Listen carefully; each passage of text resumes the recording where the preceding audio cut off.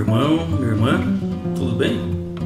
Seja bem-vindo a esta aula 3, Teologia no Cadinho. Conforme nós caminhamos na fé, nós vamos nos aproximando do Senhor Jesus. Nós vamos nos aproximando da realidade divina. Conforme nós vamos caminhando, nós vamos traduzindo esta realidade divina no nosso comportamento, no nosso dia a dia, nos nossos afazeres. Na igreja nós temos um ditado, uma frase, que é dito por São Bento, que fala ora et labora, ou seja, ora e trabalha, trabalha e ora.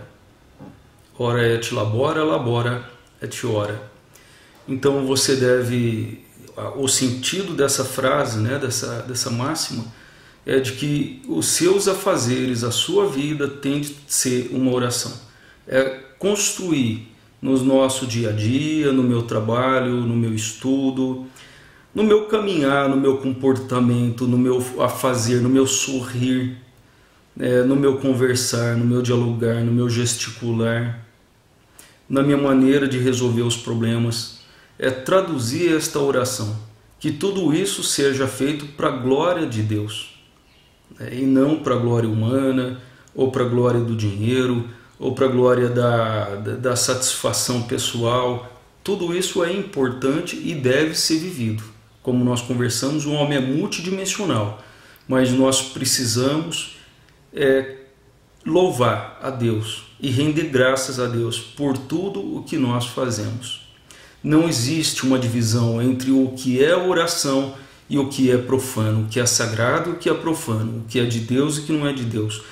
Tudo na nossa vida tem de ser rendido graças a Deus, e eu fazer tudo para a honra e glória do Senhor. Tudo, exatamente tudo, porque Ele jamais vai me abandonar, Ele jamais vai me deixar. Então, a todo instante, Deus está comigo, o Senhor está comigo, dialogando comigo, sendo abertura para mim, sendo abertura para o meu raciocínio, para o meu pensamento. Ele é onisciente, onipresente, onipotente. Ele sabe de tudo, tudo o que eu penso, não adianta eu esconder. Então, por este motivo, eu devo sempre render graças a Deus. E tudo que eu fizer é para maior honra e glória dele. Então, por isso, ora et labora, Eu devo ter um comportamento sadio e aberto que reflita que espelhe, esse comportamento divino do nosso Senhor Jesus Cristo. Então, que isso tudo é resultado, da graça e da fé, da graça de Deus e da fé que nós vamos adquirindo no decorrer da caminhada. Então pensa comigo, pensamos juntos.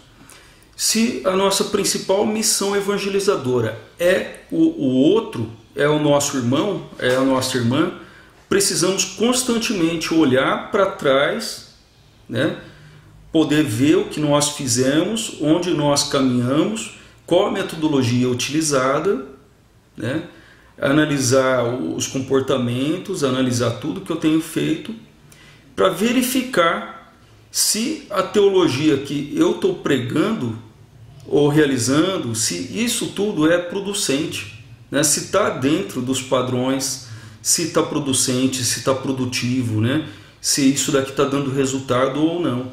E se não der, eu preciso reformular, repensar as minhas atitudes, meu comportamento, minhas maneiras de ser. De repente, eu já vi muito caso disso, pessoas que assim são exímios pregadores, mas por outro lado são pessoas enfadonhas, são pessoas tristes demais, sérias demais, e isso tudo reflete o quê? Uma tristeza. Então, quer dizer, seguir a Cristo deve ser horrível, Eu não quero seguir a Cristo, a pessoa de fora vai olhar e pensar, Não. Então, assim, se eu sigo a Jesus, eu tenho que demonstrar por meio de minhas atitudes, da minha alegria, no caso, que é desse exemplo, a alegria que é servir a Deus, a alegria que é de anunciar o Evangelho. Então, por isso um comportamento sadio, né, e producente, alegre, aberto, dinâmico, né, para que possa também a minha dinamicidade, a minha alegria, a minha flexibilidade também em conversar com diversos tipos de pessoas, né, diversos níveis intelectuais e espirituais, né, para que eu possa então ter esse manejo, essa jogada, né, essa flexibilidade, essa resiliência, para que eu possa então de fato ser esse servo no diálogo, né? Porque do contrário eu não serei como meu Deus, que é o Senhor do diálogo. Então a gente para e pensa, né? Tudo que for do contrário, que for contrário às virtudes, ela provavelmente está errada. Então, se a contrária é condescendência, e eu gosto muito dessa palavra, condescendência, né? Nós estamos todos no mesmo barco, no mesmo mundo, o mesmo campo de ação, e nós estamos vivendo. Para uns a vida é mais complicada, para outros a vida é mais fácil. O fato é que para ninguém a vida é fácil, né?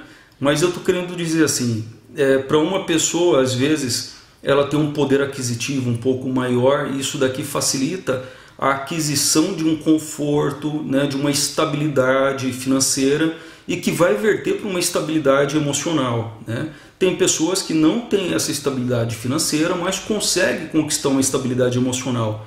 Então vai de pessoas a pessoas. Agora tem gente que vendo o filho passar fome, ele fica totalmente desestruturado emocionalmente e vai recorrer muitas vezes à bebida, à droga. Então assim, ele por um lado ele está sendo vítima, só que ele está proliferando, né? Ele está dando continuidade a uma maldição, entre aspas, né? Porque o filho dele, vendo ele ter esse tipo de comportamento, também vai seguir o mesmo comportamento. Agora, então eu, enquanto evangelizador, missionário, eu tenho o dever, sabe, de chegar e ajudar essa pessoa naquilo que ela precisa.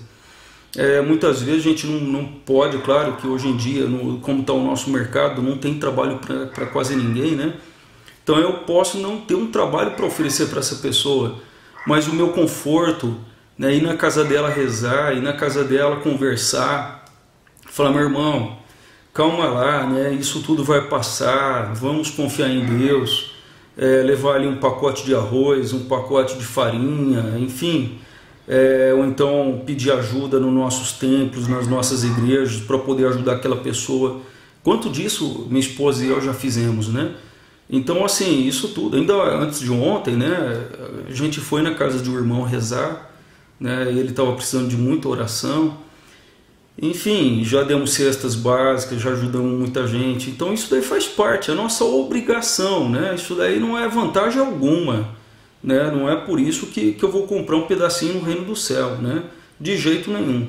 Isso daqui é obrigação nossa, né, de servirmos a esse irmão. Então quer dizer, se o outro é o nosso campo de ação, o nosso foco da missão, então a gente tem de ser condescendente, né, com ele. Usar de misericórdia, né, de fé, esperança, levar a fé e a esperança, levar o amor, caridade, né? Então quer dizer, eu preciso ter esse tipo de comportamento, né?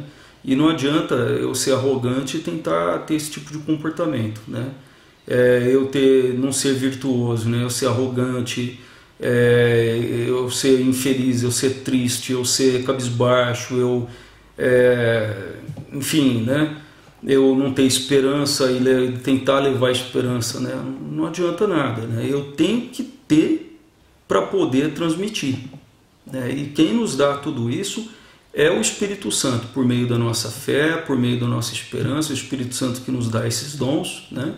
E eu preciso então alcançar uma maturidade intelectual para também caminhar na maturidade espiritual. Então só assim eu vou conseguir concatenar, né, sincronizar essas vias, né, esses níveis, porque até mesmo como a gente disse aqui, né, enfim, se Deus deu a vida por nós em Cristo, então também nós devemos dar a nossa vida pelos nossos irmãos, né, porque essa é a vontade de Deus, amar a Deus sobre todas as coisas e ao próximo, né? Então, transmitir esse amor com que Deus nos ama para o próximo, amar a Deus que está no nosso irmão, né?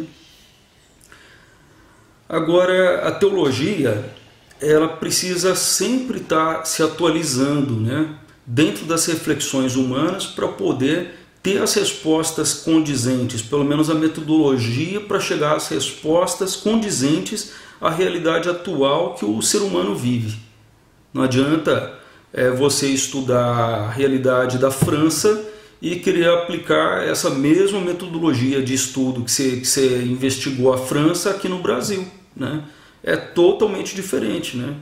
O ser humano é diferente, o sujeito é diferente, os trabalhos são diferentes, é totalmente diferente. A abordagem tem de ser outra, né? O brasileiro é mais dinâmico, alegre, e grita, e fala, e xinga, e briga, e chora. O francês já, algumas regiões da França, algumas regiões da Itália, da Europa, enfim, tem um outro aspecto, né? Um outro aspecto, outra maneira de se comportar, né? Isso daí fica muito caracterizado nos filmes que nós assistimos, né? Quando, por exemplo, o filme é norte-americano e dentro do filme ali tem um personagem que é inglês, né? É de Londres, então ele sempre levanta algumas piadinhas em relação ao inglês, porque o inglês é uma pessoa mais séria, né? Que fala um outro tipo de dialeto, e enfim. Então dá para a gente caracterizar isso, né? Da mesma forma aqui, nós precisamos que a teologia esteja sempre contextualizada e sempre se atualizando para responder ao homem de hoje.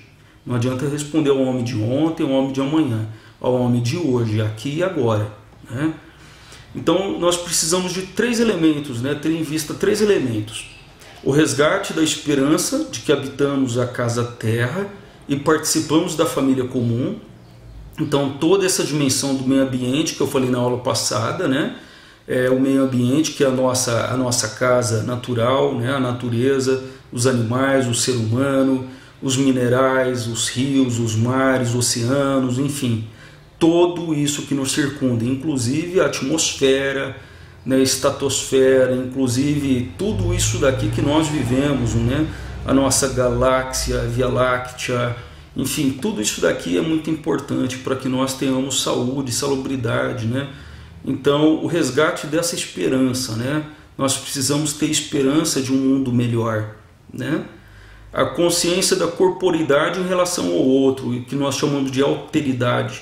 Esse corpo aqui, esse ser aqui, que é o diácono Adriano, que é você, meu irmão, você, minha irmã, esse corpo, este ser que você é, com tudo aquilo que você congrega em você, essa multidimensionalidade, essas capacidades todas que você tem, que eu tenho, isso tudo é palco de relação com o outro e precisa